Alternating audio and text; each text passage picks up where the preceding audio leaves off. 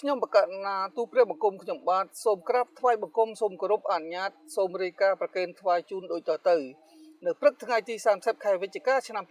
2021ដោយបានការអនុញ្ញាតពីឯកឧត្តមសុខលោកអភិបាលនៃគណៈអភិបាលខេត្តបាត់ដំបងលោកអុកឆេតនាយករងទីចាត់ការអន្តរវិស័យសាលាខេត្តនិងជាមន្ត្រីក្រុមលេខាធិការនៃគណៈកម្មាធិការគ្រប់គ្រងគ្រោះមហន្តរាយខេត្តបានទៅចូលរួមសហការជាមួយអង្គការមនុស្សចាស់កម្ពុជារដ្ឋបាលស្រុកកោះកឡរដ្ឋបាលឃុំឆ្លានមន់ដើម្បីសម្របសម្រួលដឹកនាំកម្មវិធីធ្វើលំហាត់សមយុទ្ធសាកល្បងសង្គ្រោះគ្រោះមហន្តរាយរាំងស្ងួតនៅភូមិក្រាំងស្វាតឃុំឆ្លានមន់ស្រុកកោះកឡសូមគ្រប់យាងទួតពិនិត្យដូចតទៅនៅក្នុងភូមិក្រាំងស្វាតឃុំឆ្លានមន់ស្រុកកោះកឡខេត្តបាត់ដំបងបានទទួលរងអធិពលគ្រោះរាំងស្ងួតរយៈពេលវែងនៅក្នុងឆ្នាំ2021រហូតមកដល់ខែ9នេះមិនទាន់មានភ្លៀងធ្លាក់នៅឡើយទេប្រជាជនមានបញ្ហាខ្វះខាតទឹកប្រើប្រាស់និងទឹកបរិភោគយ៉ាងខ្លាំងដូច្នេះបញ្ហានេះគឺជាកង្វល់យ៉ាងធំរបស់បងប្អូនប្រជាពលរដ្ឋអាជ្ញាធរពាក់ព័ន្ធរួមជាមួយនឹងប្រជាពលរដ្ឋកំពុងតែស្វះស្វែងរកជំនួយពីអង្គការសប្បុរសជនធនធាននៅក្នុងស្រុកដើម្បីជួយគាំទ្រនិងធ្វើកិច្ចអន្តរាគមន៍សូមគ្រប់យាងទួតពិនិត្យលំដាប់លំដោយបន្តទៀតបាទចាបងអធិស្ឋានបងនៅក្នុងភូមិក្រាំងស្វាតយើងនឹងមានគ្រួសារមនុស្សចាស់ដែលគាត់ជាមនុស្សចាស់ហើយនឹងជាជនពិការដែលគាត់មិនមានលទ្ធភាពគ្រប់គ្រាន់ក្នុងការទៅយកទឹកនៅទីឆ្ងាយបានបងគាត់កំពុងតែជួបបញ្ហាខ្វះទឹកជាខ្លាំងដោយសាររយៈពេលប្រហែលថ្ងៃនេះគាត់ដាច់ទឹកហើយបងហើយសូមបងជួយធ្វើអន្តរាគមន៍តាក់ទងទៅនឹងអ្នកស្ម័គ្រចិត្តយើងហ៎បងដើម្បីជួយដឹកទឹកជូនគាត់ផងបង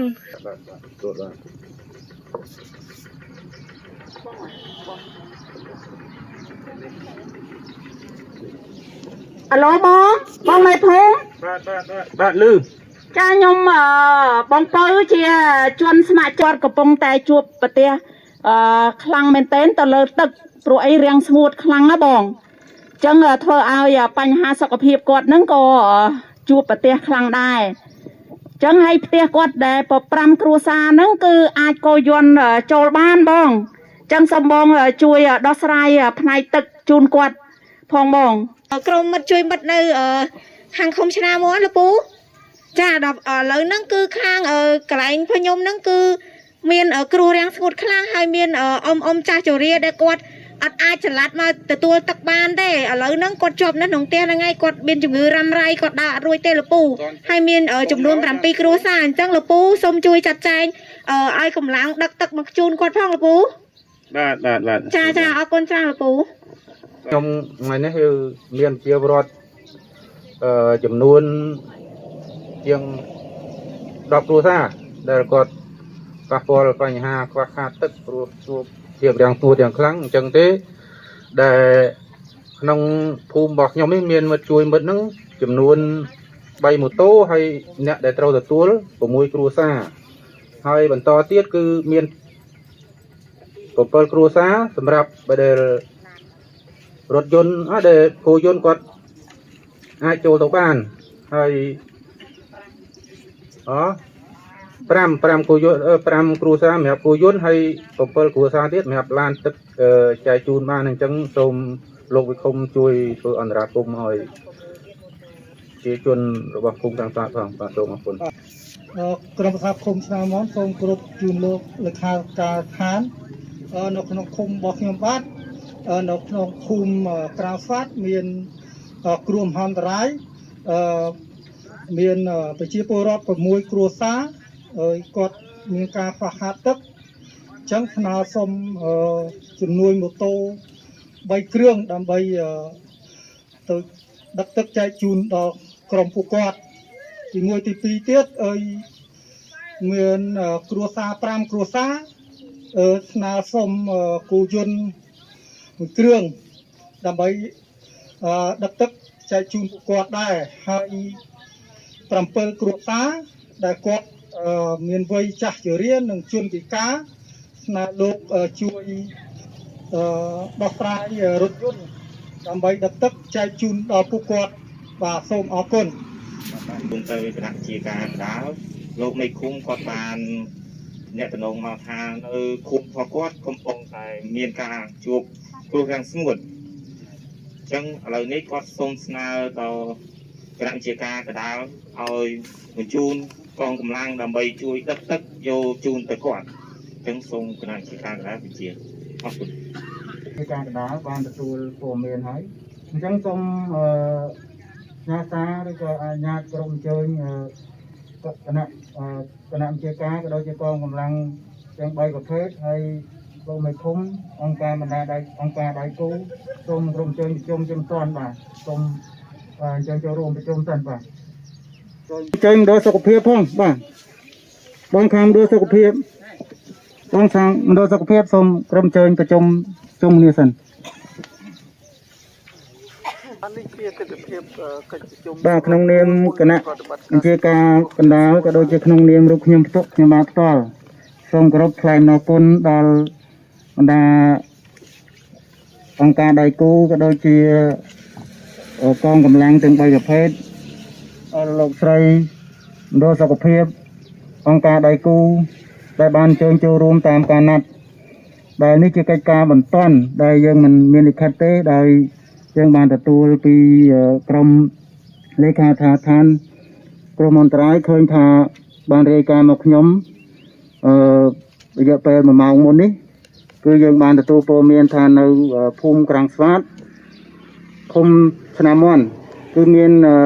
នៅគ្រោះជួបនៅគ្រោះរាំងស្ងួតដែលជាគ្រោះដល់យូរណាស់មកហើយយូរថ្ងៃមកហើយអញ្ចឹងសូមថ្លែងអរគុណដល់លោកស្រីដែលអញ្ជើញមកចូលរួមដោយមានស្មារតីទូក៏ត្រូវខ្ពស់អញ្ចឹងកិច្ចការងារនេះបន្តខ្ញុំសូមដាក់ផែនការទី1សូមឲ្យមានក្រុមការងារជាម៉ូតូអនុកម្មការចំនួន3គឺក្រុមការងារម៉ូតូដឹកទឹកហើយនឹងក្រុមការងារទី2ក្រុមការងារកយន្តហើយនឹងទី3ក្រុមអនុគណៈកម្មការឡានទឹកបាទហើយខាងបងខាងផុសភាសូមជួយមើលសម្ភារៈយើងបើកឃ្លាំងបើកអីដើម្បីជួយគុតគង់ដល់ពួកគាត់មានជាស្បៀងឬក៏អាហារទឹកអីផ្សេងលក្ខនឹងលក្ខហើយចំពោះក្រុមម៉ូតូយើងអាចដឹកជូនទៅដល់បងប្អូនប្រជាពលរដ្ឋក៏ដូចជាចាស់ជរាជនពិការដែលគាត់នៅតំបន់ដាច់ស្រយាលដែលយើងមិនអាចអញ្ជើញគាត់មកបានយើងអាចដោះស្រាយជាក្រុមម៉ូតូនឹងអាចអញ្ជើញដឹកទឹកទៅដល់ផ្ទះរបស់គាត់តែម្ដងហើយសម្រាប់គោយន្តយើងអាចតាមទីតាំងជាក់ស្ដែងយើងទៅដល់កន្លែងគោលដៅណាឲ្យគាត់អញ្ជើញមកយកនៅទីនោះហើយចំពោះឡានទឹកសូមឲ្យយើងដឹកទៅដល់កណ្ដាលភូមិហើយសូមឲ្យបងប្អូននឹងរៀបចំសហការលោកមេភូមិមេឃុំសហការដល់ជាបរដ្ឋកងកម្លាំងអញ្ជើញជាបរដ្ឋមកទទួលទឹកមានពីដងមានខ្លាំងមានអីហ្នឹងសូមចាត់ចែងឲ្យគាត់មកយកនៅកណ្ដាលភូមិបាទអញ្ចឹងសូមឲ្យក្រុមទី1ក្រុមម៉ូតូសូមរាយការណ៍តើយើងមានកម្លាំងប្រមាណនេះហើយម៉ូតូប៉ុន្មានគ្រឿងដើម្បីដឹកជូនដល់ជាបរដ្ឋចាស់ជរាបាទសូមរាយការណ៍សិនបាទបានបញ្ជាបានរៀបចំរួចកម្លាំងមានចំនួន3ម៉ូតូបាទសូមអរគុណច្រើនបើសូមឲ្យឡានខាងឡានរាយការណ៍មានប្រមាណឡានហើយប្រមាណអ្នកគ្រប់បាទសូមបងកម្លាំងអន្តរាគមកម្លាំងទាំង3បងអាវុធហត្ថតើយើងកម្លាំងមានប៉ុន្មានអ្នកដើម្បីចុះជួយដល់អនុគណៈកម្មការទាំង3មានក្រុមម៉ូតូក្រុមគោយន្តនិងក្រុមឡានបងមានកម្លាំងប៉ុន្មានអ្នកដើម្បីយើងចុះនៅពេលបន្តិចបាទអង្គប្រជុំនេះបាទសូមបងរាយការណ៍ទៅមកបាទសូមសូមជម្រាបជូនដល់លោកគ្រូខាងមណ្ឌលសុខភាពសូមរៀបចំកម្លាំងហើយចុះទៅជាមួយគណៈកម្មការកណ្ដាលជាមួយយើងខ្ញុំទាំងអស់គ្នានៅពេលបិទបញ្ចប់នៅអង្គប្រជុំយើងនេះពេលឥឡូវនេះបាទអរគុណទួបានបាទពួកខ្ញុំមានបុគ្គលិក2នាក់សម្រាប់ចុះជួយសង្គ្រោះពេលគ្រោះមហន្តរាយនៅ ឃុំក្រាំងស្វាតហ្នឹងភូមិក្រាំងស្វាតហ្នឹងបាទខ្ញុំរៀបចំរួចហើយមានឆ្នាំសុទ្ធបន្តិចបន្តួចដាក់ជាប់តាមបាទអរគុណបាទសូមអរគុណបងខាងដងសុភាពហើយសូមបងខាងសូមរាយការណ៍ជូនលោកធានបាទថាខ្ញុំបានបើកឃ្លាំងនិងរៀបចំសម្ភារៈដូចជាទឹកនិងស្បៀងសម្រាប់ក្រុមការងារនិងខាងក្រុមការងារនិងខាងប្រជាជនដែលនេះយើងរៀបចំដូចជាមានទឹកបាយកញ្ចប់សម្រាប់ក្រុមការងាររបស់យើងបាទរៀបចំមកហើយបាទហើយសូមចេញប្រតិបត្តិការឥឡូវនេះបាទចាអត់អស់មកជុំបានបន្តពីកិច្ចជុំចប់ក្រុមការងារបានរៀបចំចេញដំណើរភ្លាមដើម្បីដឹកទឹកទៅសង្គ្រោះបងប្អូនជីវរដ្ឋនៅខាងគោលដៅដែលលោកវិភូមិបានដល់ពលមានមកបានក្រុមការងារដឹកទឹកទៅនៅពេលនេះគឺចែកចេញជា3ក្រុមគឺក្រុមរថយន្តនិងក្រុមគោយន្តនិងក្រុមម៉ូតូបាទក្រុមម៉ូតូមានពីដុំចល័តចូលទៅតាមផ្ទះខាងលោកយាលកាដែលបើតូចជាតិមិនអាចដល់នេះគឺជាធុងទឹកដែលត្រូវដឹកទឹកទៅសង្គ្រោះបងប្អូនជាពលរដ្ឋនៅឃុំឆ្នាំមនដែលត្រូវបានខ្វះខាតទឹកប្រើប្រាស់ក្នុងរដូវរីងរាំងនៅពេលនេះបាទក្បួនក៏ត្រូវបានរៀបចំចេញបន្តហើយមានបាយកញ្ចប់សម្រាប់ក្រុមការងារនិងទឹកសម្រាប់ចែកជូនប្រជាពលរដ្ឋដែលខ្វះខាតទឹកផងដែរបាទសូមនិមន្តយើងទស្សនាបន្តដូចតទៅទៀតបាទក្រុមប្រតិបត្តិការដឹកទឹកតាមម៉ូតូក្តីតាមគោយន្តក្តីគឺត្រូវបានគោរពតាមការចង្អុលបង្ហាញរបស់អាជ្ញាធរមូលដ្ឋានដែលមានផែនទីបង្ហាញពីមុខសញ្ញាងាយរងគ្រោះបិទនៅក្នុងផ្ទះមេភូមិឬក៏នៅសាលាឃុំដើម្បីឲ្យក្រុមការងារបានដឹងអំពីចំណុចគោលដៅនៃជាបរិបទបាទនេះជាសកម្មភាពបូមទឹកដាក់ចូលប៊ីដុងដើម្បីលើកទៅដាក់លើម៉ូតូដើម្បីដឹកទៅតាមគោលដៅទៅតាមផែនទីចង្អុលបង្ហាញរបស់លោកវិភូមិនិងក្រុមការងារដែលបានស្គាល់ចំណុចនឹងជាក់លាក់ក៏បានធ្វើដំណើរភ្លាមបន្ទាប់ពីកិច្ចប្រជុំបានចប់អបាញ់មិញបាទនៅពេលនេះក្រុមគោយន្តមួយគ្រឿងត្រូវបានមកដល់ផ្ទះប្រជាពលរដ្ឋដែលមានតម្រូវការខ្វះខាតទឹកហើយកំពុងតែរៀបចំទយោបង្ហូរទៅកាន់ប៊ីដុងនិងពាងទឹកគាត់នៅក្បែរផ្ទះរបស់ពួកគាត់បាទហើយលោកយាយនេះគាត់មិនអាចធ្វើដំណើរទៅបានមេម៉ាយហើយមានសភាពខ្វះខាតមធ្យោបាយផងអញ្ចឹងក្រុមសមត្ថកិច្ចនិងអាជ្ញាធរមូលដ្ឋានលោកបានសហការគ្នាដឹកទឹកយកមកជូនពួកគាត់នៅដល់គេហដ្ឋានតលរបស់គាត់តែម្ដងបាទទូព្រះបង្គំខ្ញុំបាទសូមក្រាបថ្វាយបង្គំសូមគោរពជំរាបសួរហើយក៏សូមនិមន្តយើងទស្សនាព្រឹត្តិការណ៍ជាបន្តទៀតនៅខាងក្រោយខ្នងទូព្រះបង្គំខ្ញុំបកណាខ្ញុំបាទនេះគឺជាក្បួន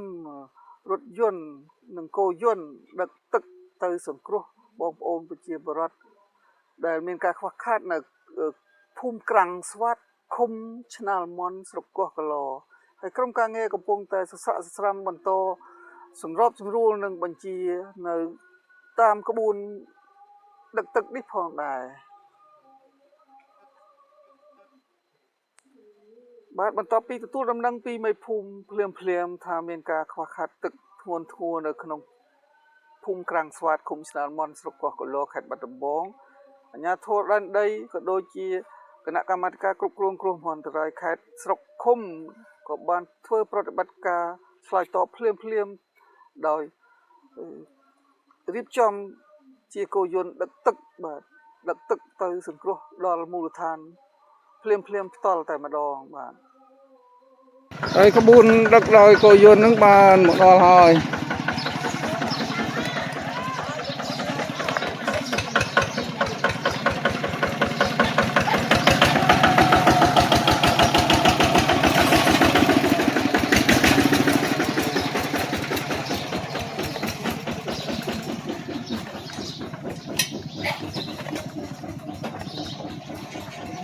គ ក្រុមការងារកំពុងញាប់ដៃញាប់ជើងបង្រេ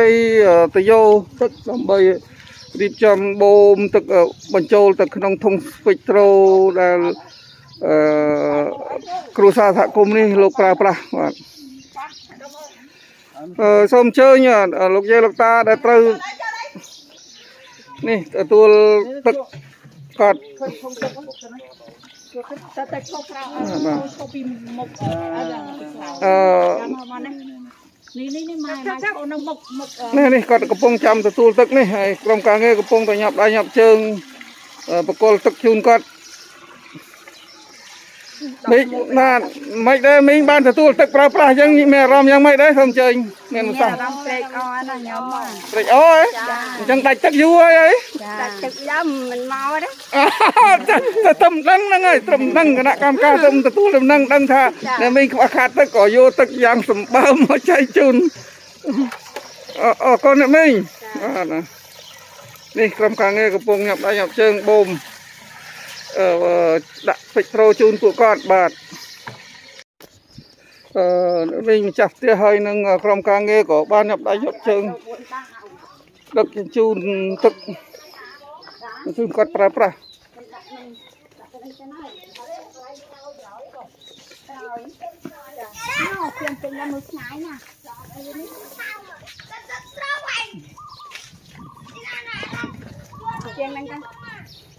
នឹងដាក់ចិត្តពេលហ្នឹងដាក់ចិត្តពេល